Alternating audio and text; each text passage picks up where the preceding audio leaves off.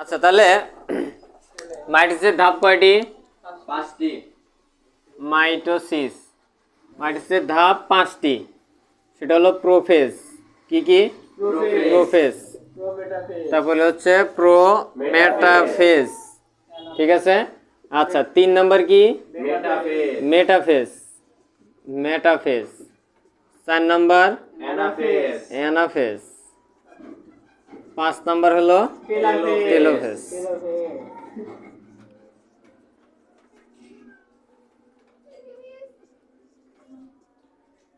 ঠিক আছে, টেলোফেজ। আচ্ছা তাহলে মাইটোসিসের ধাপ 5টি ধাপের ভিতরে প্রথম ধাপ হচ্ছে প্রোফেজ, দ্বিতীয় ধাপ হচ্ছে কি? প্রোমেটাফেজ, তৃতীয় ধাপ মেটাফেজ, চতুর্থ ধাপ কি? অ্যানাফেজ, আর পঞ্চম ধাপ কি? টেলোফেজ। হ্যাঁ ঠিক আছে। আচ্ছা এখন এই 5টা ধাপের প্রথমটা হলো প্রোফেজ। প্রোফেজটা হলো যে আমি চিত্র সহ আকারে বুঝাই দিচ্ছি। ধরো এটা একটা কোষ বিভাজনের চিত্র। এটা একটা কোষ বিভাজনের চিত্র, মানে একটা কোষের চিত্র। কোষ বিভাজন না, কোষের চিত্র। সেই কোষটা মনে করো বিভাজিত হবে এরকম। আচ্ছা এখন মাঝখানে মনে করো নিউক্লিয়াস আছে। এই প্রোফেজের ক্ষেত্রে যে ঘটনাটা ঘটে সেটা হচ্ছে এই জায়গাতে এই ক্রোমোজোমগুলো কুণ্ডলিত অবস্থায় থাকে। ঠিক আছে। আচ্ছা প্রোফেজের বৈশিষ্ট্যের ভিতরে প্রথমত বৈশিষ্ট্য, এখানে পানির বিয়োজন ঘটে, মানে পানি ধীরে ধীরে বাইরে বের করে দেয়, পানির বিয়োজন ঘটে। প্রথম বৈশিষ্ট্য কি? পানির বিয়োজন ঘটে। প্রথম বৈশিষ্ট্য পানির বিয়োজন ঘটে। দ্বিতীয় বৈশিষ্ট্য কি? হ্যাঁ দ্বিতীয় বৈশিষ্ট্য হচ্ছে নিউক্লিয়াসের আকার মোটামুটি বড় থাকে। হ্যাঁ নিউক্লিয়াসের আকার বড় থাকে। প্রথম বৈশিষ্ট্য হচ্ছে পানির বিয়োজন ঘটে। তারপরে হচ্ছে যে এটাকে বলে নিউক্লিয়ার ঝিল্লি, মানে পর্দা। নিউক্লিয় ঝিল্লি বা নিউক্লিয়ার পর্দা। আচ্ছা আর এই যে মাঝখানের যে অংশটা এইগুলাকে বলে যে ক্রোমোজোম, এটা হলো নিউক্লিওলাস। এই নিউক্লিওলাস আর নিউক্লিয়ার ঝিল্লি এটা স্পষ্ট থাকে এবং ক্রোমোজোম দ্রুত সংকুচিত হতে থাকে। ঠিক আছে, ক্রোমোজোম দ্রুত সংকুচিত হতে থাকে। তাহলে বৈশিষ্ট্যগুলো কি ক্লিয়ার? ফার্স্ট বৈশিষ্ট্য কি ছিল? পানি বিয়োজিত হতে থাকে। বিয়োজিত মানে নিজের থেকে সরে যায়। বিয়োজিত মানে ওখান থেকে সরে দেওয়া। ঠিক আছে, মানে কোষ থেকে বের হয়ে যাচ্ছে, ওখান থেকে বের হয়ে যাচ্ছে। ঠিক আছে, তাহলে পানি বিয়োজিত হতে থাকে। 2 নাম্বার কি? এই যে এটা নিউক্লিয়াসের আকার বড়, এটা হলো নিউক্লিওপ্লাজম, আর এটা হলো এটা হলো এই যে এইগুলো হলো নিউক্লিওপ্লাজম, এটা হলো নিউক্লিওলাস। আর এটা নিউক্লিয়ার ঝিল্লি বা নিউক্লিয়ার মেমব্রেন। নিউক্লিয়ার কি বা নিউক্লিয়ার মেমব্রেন, এগুলা কি থাকে? স্পষ্ট থাকে। ঠিক আছে, তাহলে হ্যাঁ তাহলে প্রোফেজের বৈশিষ্ট্য কি ক্লিয়ার? এই কয়েকটা বৈশিষ্ট্য লিখলেই হচ্ছে। ক্রোমোজোম কি হতে থাকে? ধীরে ধীরে সংকুচিত হতে থাকে। ঠিক আছে। আচ্ছা দেখি সাদিক একবার ক্লিয়ার করে বলো। হ্যাঁ ক্লিয়ার করে বলো। মানে এই অবস্থায় প্রথমে পানি বিয়োজিত হতে থাকে, আর নিউক্লিয়াসের আকার বড় থাকে, এই নিউক্লিয়ার ঝিল্লি আর নিউক্লিওলাস একদম স্পষ্ট থাকে, আর ক্রোমোজোমগুলো সংকুচিত হতে থাকে ধীরে ধীরে।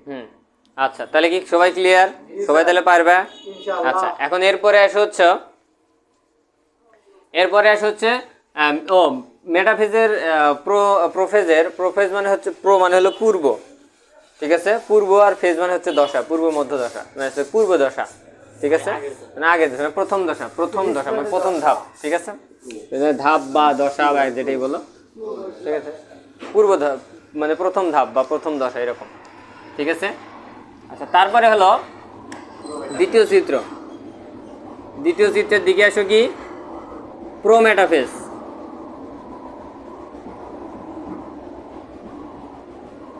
আচ্ছা প্রোমেটাফেজের যে সমস্যাটা সেটা হলো এই যে আমরা যে নিউক্লিয়ার ঝিল্লি লিখছিলাম, ওইটাতে কিসে লিখছিলাম? এটা প্রোফেজে। এই প্রোফেজের যে নিউক্লিয়ার ঝিল্লি এইটা ধীরে ধীরে অস্পষ্ট হতে থাকে। ধীরে ধীরে কি হতে থাকে? তাহলে এখানে কোন জিনিসগুলো অস্পষ্ট হতে থাকে বলো তো? নিউক্লিয়ার ঝিল্লি আর নিউক্লিওলাস। এটার নাম নিউক্লিওলাস লিখছিলাম না? নিউক্লিয়ার ঝিল্লি আর নিউক্লিওলাস কি হতে থাকে? অস্পষ্ট হতে থাকে। ক্লিয়ার? নিউক্লিয়ার ঝিল্লি আর নিউক্লিওলাস কি হতে থাকে? অস্পষ্ট হতে থাকে। কোনো সমস্যা? আচ্ছা এখন দেখো, তারপরে এই যে ক্রোমোজোমগুলা এলোমেলো ভাবে অবস্থান করে।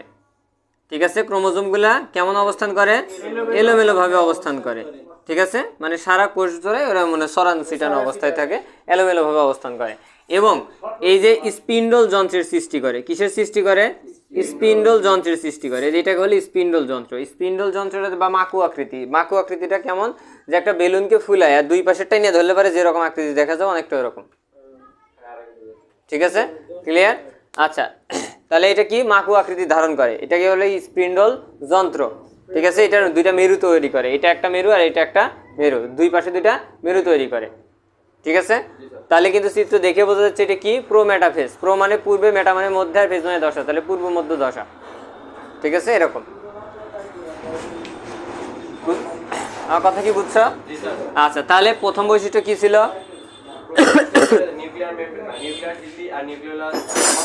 অস্পষ্ট থাকে, ঠিক আছে,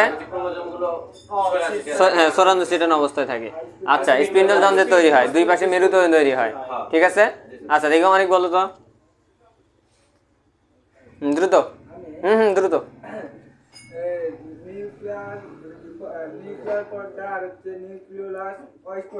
অস্পষ্ট থাকে, হ্যাঁ, তারপরে ক্রোমোজোম গুলো মানে সংকুচিত হয়ে ছড়িয়ে মানে বিক্ষিপ্তভাবে অবস্থান করে বা ছড়িয়ে ছিটিয়ে থাকে, তারপরে এবং উত্তর মেরু, দক্ষিণ মেরু বা দুইটি মিমেরু তৈরি করে, এক কথায় লিখবে, ঠিক আছে। নিউক্লিওলাস থেকে স্টারে নিক্ষেপ করে, সরি সেন্ট্রিওল থেকে স্টার রে নিক্ষেপ করে, ঠিক আছে। এখানে দুইটা অঙ্গ থাকে, এটা হচ্ছে সেন্ট্রিওল, এটা স্টার রে নিক্ষেপ করে, ঠিক আছে, স্টার রে নিক্ষেপ করে। মোটামুটি ক্লিয়ার? হ্যাঁ, আচ্ছা, তাহলে কিন্তু আমরা দুইটা বৈশিষ্ট্য পেলাম, ঠিক আছে।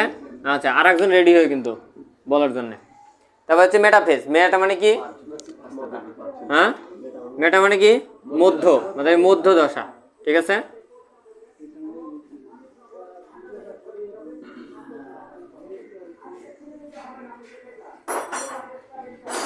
আচ্ছা, এইখান ক্ষেত্রে এইটা আর থাকে না, ঠিক আছে। এটা কিন্তু আমি দেখাচ্ছি।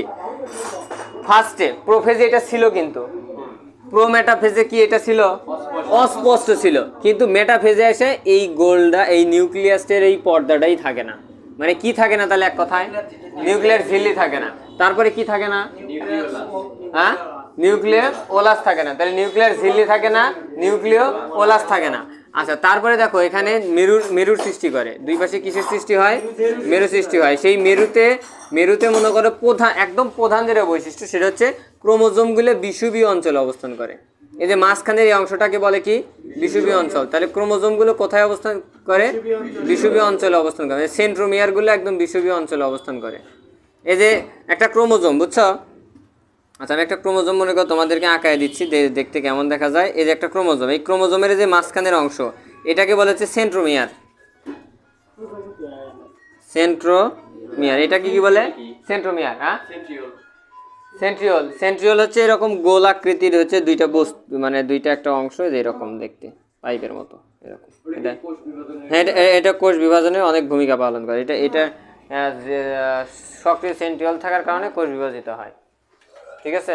এটা আমরা ওই যে প্রাণী কোষে হচ্ছে সক্রিয় সেন্ট্রিওল থাকার কারণে কোষ বিভাজিত হয়। হ্যাঁ, সেন্ট্রিওল, যেটা আমরা যে কোষের একটা অঙ্গাণু হিসেবে পড়ছিলাম, ঠিক আছে। আচ্ছা, তার মানে এখানে বৈশিষ্ট্য আবার সেটা হলো কি? প্রথম বৈশিষ্ট্য কি? হ্যাঁ, নিউক্লিওলাস ঝিল্লি অস্পষ্ট, মানে এখানে থাকে না, নাই, একদমই নাই, ঠিক আছে। আচ্ছা আচ্ছা, মেরু থেকে স্টার যে নিক্ষেপ করে সেটা বিষুবীয় অঞ্চলে অবস্থান করে। সেন্ট্রোমিয়ারগুলো, ক্রোমোজোমগুলো বা সেন্ট্রোমিয়ারগুলো কোথায় অবস্থান করে? বিষুবীয় অঞ্চলে অবস্থান করে, ঠিক আছে। এবং এই পর্যায়ে পাঁচটা পর্যায়ের ভিতরে এই পর্যায়ে ক্রোমোজোম সর্বাধিক মোটা এবং খাটো দেখায়। পাঁচটা যে পর্যায়, সেই পাঁচটা পর্যায়ের ভিতরে এই পর্যায়ে ক্রোমোজোমকে সবচেয়ে বেশি স্পষ্ট চেনা যায়। হ্যাঁ, মেটাফেজ পর্যায়ে সবচেয়ে বেশি স্পষ্ট চেনা যায় এবং মোটা ও খাটো দেখায়, ঠিক আছে। আচ্ছা, দেখি তাহলে স্বাধীন কও। হ্যাঁ, মেটাফেজের বৈশিষ্ট্য। নিউক্লিয়াস ও নিউক্লিয়ার ঝিল্লি দেখা যায় না। তারপর হ্যাঁ, দুই পাশে থাকে না। দুই পাশে মেরু বা একটা সৃষ্টি করে, তারপরে মেরু মানে কিরকম বিষুবীয় অঞ্চলে অবস্থান করে। সহজে, অত ডিটেলসে বলার দরকার নেই, সহজে বলবা যে ক্রোমোজোমগুলো কোথায় অবস্থান করে? বিষুবীয় অঞ্চলে অবস্থান করে। তারপরে চলো মোটা ও খাটো দেখা যায়। ক্রোমোজোমগুলো সর্বাধিক মোটা এবং খাটো দেখা যায়। স্পষ্ট মোটা। ক্রোমোজোমগুলো সর্বাধিক মোটা এবং খাটো দেখা যায়। ঠিক আছে, আচ্ছা এ তাহলে মিশে দিলাম। যাক যেটা ধরছি সেটা কিন্তু রিপিট আবার কিন্তু আলোচনা করবো, মানে আবার ধরবো আমি, কিন্তু সেটা মনে রাখো। আমাদের সহজ। আচ্ছা তারপরে অ্যানাফেজ, তারপরে কি? আচ্ছা অ্যানাফেজের জন্য যে ঘটনাটা ঘটছে সেটা দেখো। অ্যানাফেজের জন্য আবার এই যে আমি চিত্রটা আঁকায় নিলাম। অ্যানাফেজের জন্য ক্রোমোজোমগুলোর মধ্যে বিকর্ষণ শুরু হয়। ক্রোমোজোমগুলোর মধ্যে কি হয়? বিকর্ষণ শুরু হয়। হ্যাঁ এদিকে ক্রোমোজোমগুলোর মধ্যে কি শুরু হয়? বিকর্ষণ শুরু হয়। ক্রোমোজোমগুলো বিকর্ষণ সৃষ্টি হয়। বিকর্ষণ শুরু হয়। শুরু হয়। ক্রোমোজোমগুলোর মধ্যে কি শুরু হয়? বিকর্ষণ শুরু হয়। ঠিক আছে, বাহুগুলোর মধ্যে বিকর্ষণ শুরু হয়, পরে সেন্ট্রোমিয়ার দুইটি ভাগে ভাগ হয়ে যায়। হ্যাঁ, মানে সেন্ট্রোমিয়ার মাঝখানে দুইটি ভাগে কি হয়? ভাগ হয়ে যায়। সেন্টিমিয়ার দুই ভাগে ভাগ হয়ে যাওয়ার কারণে অর্ধেক উপরের দিকে আর অর্ধেক নিচের দিকে, মানে দুই মেরুর দিকে চলে যায়। এক কথা মেরুর দিকে যেতে থাকে। কোথায় যায়? মেরুর দিকে যেতে থাকে। এখন এখানে যখন মেরুর দিকে যায় তখন এই ক্রোমোজোমগুলোর আকৃতি ইংরেজি 4টা অক্ষরের মতো দেখা যায়। ভি, আই, এল, জে, এই 4টা অক্ষরের মতো দেখা যায়। ঠিক আছে, এই যে ক্রোমোজোমগুলো আকৃতি, কথার কথা দেখো, এটা আকৃতি একটু ছোট না, এটা এলের মতো দেখা যাচ্ছে এরকম। এটা ভির মতো, ঠিক আছে, কোনোটা আয়ের মতো, কোনোটা এরকম আকৃতি দেখা যায়। এই যে মনে করো যে এই 4টা আকৃতির ভিত্তিতে এই ক্রোমোজোমগুলোর অবস্থানে, সেন্ট্রোমিয়ারগুলোর অবস্থানের ভিত্তিতে ক্রোমোজোমগুলোর নাম বিভিন্ন রকম। এটাকে বলা হচ্ছে মেটাসেন্ট্রিক। এটা কি? মেটাসেন্ট্রিক। আচ্ছা, এটা আইকে বলা হচ্ছে টেলোসেন্ট্রিক। আইটা কি? টেলোসেন্ট্রিক। এল কি? সাবমেটাসেন্ট্রিক। সাবমেটাসেন্ট্রিক। আচ্ছা, আর জে হলো কি? অ্যাক্রোসেন্ট্রিক। অ্যাক্রোসেন্ট্রিক। ঠিক আছে, তাহলে মেটাসেন্ট্রিক, টেলোসেন্ট্রিক, সাবমেটাসেন্ট্রিক আর অ্যাক্রোসেন্ট্রিক, এই হলো এই 4টা অক্ষর। ঠিক আছে, মানে এরকম আকৃতির দেখা যায়। হ্যাঁ, তাহলে এখন সমান বলো। মনে করেন বিষুবরেখার দিকে মনে করেন আকর্ষণ করে। ভালো করে মনোযোগ দাও। মনোযোগ দিলে এখানেই মনে করো যে পড়া শেষ হয়ে যাওয়ার কথা। এটা কি যুগে স্যার আমাদের বাংলা জায়গা। তারপরে পড়ো। ক্রোমোজোম মনে করেন সিরা দুই দিকে। এগুলা কেমন সংগ্রহ করা হয় পড়া না, একটু ভালো করে সুন্দর করে শুনে তারপরে পড়া লাগবে। ঠিক আছে, জি স্যার। আচ্ছা দেখি সাদিক বলো, ওকে একটু হেল্প কর, দেখি কি হয়। ক্রোমোজোমগুলো মানে বিকর্ষণ হয় সেন্ট্রোমিয়ারগুলোর মাঝখানে ছিঁড়ে যায়, ক্রোমোজোমগুলো বাহুগুলো বিকশিত হয়, সরতে থাকে, হ্যাঁ, দুই মেরুর দিকে সরে যায়। আর এই সময় ক্রোমোজোমগুলোকে ইংরেজি অক্ষর ভি, এল, জে, আই আকৃতির মতো দেখা যায়। আর ভি কে, হ্যাঁ, এখন তাই দেখি তুমি কও কি বললো। আচ্ছা ঠিক আছে, ওই এখন বলো কি বললো, বলো। প্রতিটি ক্রোমোজোমের সেন্ট্রোমিয়ার, এই যে সেন্ট্রোমিয়ার কি হয়? বিকর্ষণের কারণে দুই ভাগে ভাগ হয়ে যায়, ভালোভাবে দুই ভাগে ভাগ হয়ে যায়। ভাগ হয়ে এটা মেরুর দিকে যেতে থাকে, তখন ক্রোমোজোমগুলোকে ইংরেজি 4টি অক্ষরের মতো দেখা যায়। হ্যাঁ, ভি, আই, এল, জে আকৃতির দেখা যায়। তখন তাহলে ভি কে কি বলে? I K? L K? J K? Acrocentric. কোনো সমস্যা? আচ্ছা, এই হলো মোটামুটি এখানকার ধারণা। আচ্ছা, তারপরে ছিল হলো টেলোফেজ।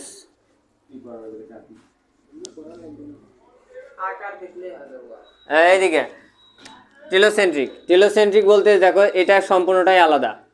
ঠিক আছে, আচ্ছা, টেলোসেন্ট্রিক মোটামুটি আমরা যে প্রথমটা পড়ছিলাম মনে আছে? এই প্রথমটার অনেকটা ব্যতিক্রমী, মানে উল্টা হয় প্রথম ঘটনাটা। প্রথমে কি ছিল? প্রোফেজে কি ছিল?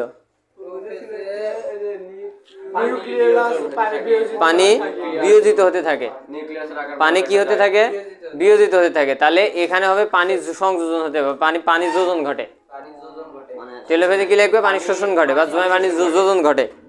এখানে কি হয়, পানি যোজন ঘটে। তারপরে আর ওটা আকার বড়। দুটি নিউক্লিয়াস গঠন হয়। নিউক্লিয়াস পুনরায় নিউক্লিয়ার পর্দার আবির্ভাব হয় বা নিউক্লিয়ার ঝিল্লির আবির্ভাব হয়, পুনরায় নিউক্লিওলাস আবির্ভাবে হয়। এর আবির্ভাব হয়। উল্টা এখানে নিউক্লিয়াস যে বিলুপ্ত হতেছিল আর এখানে পুনরায় আবির্ভাব হতে থাকে। ঠিক আছে, এবং এবং দুইটি নিউক্লিয়াসের মধ্যবর্তী অংশে কোষ প্লেট তৈরি হয়। দুইটি নিউক্লিয়াসের মধ্যবর্তী অংশে কি তৈরি হয়? কোষ প্লেট তৈরি হয়। কোনো সমস্যা? আচ্ছা, দেখি এটা বলো, ইমাসাইন বলো দ্রুত। মানে এটার মধ্যে দুটো নিউক্লিয়াসকে আলাদা করার জন্য প্লেট থাকে।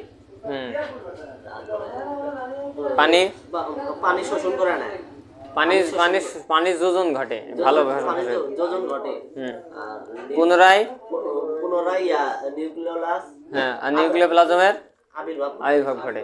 ঠিক আছে, আচ্ছা এখন সবাই একটু এটা পড়ে নাও, কোনো জানি সাউন্ড না হয়। ঠিক আছে, সবাই এটা পড়ে নাও।